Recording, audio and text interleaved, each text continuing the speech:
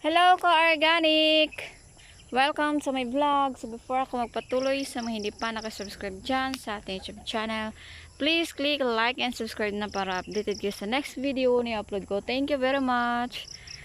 So dito tayo ngayon sa ating area kung saan nakatanim yung ating Roselle plant. Ayan, ika 2 days namin trabaho ngayon.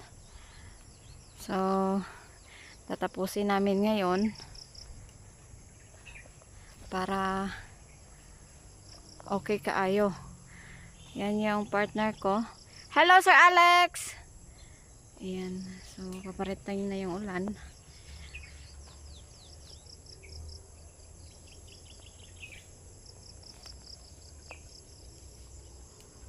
Ayan, super ano na ng clouds.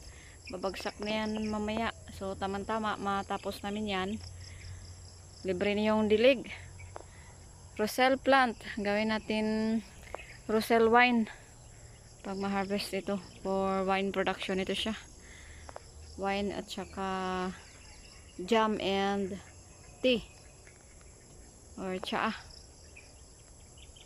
Process tayo ng mga finished product. Made of ito. Roselle plant. Go organic! Roselle plant.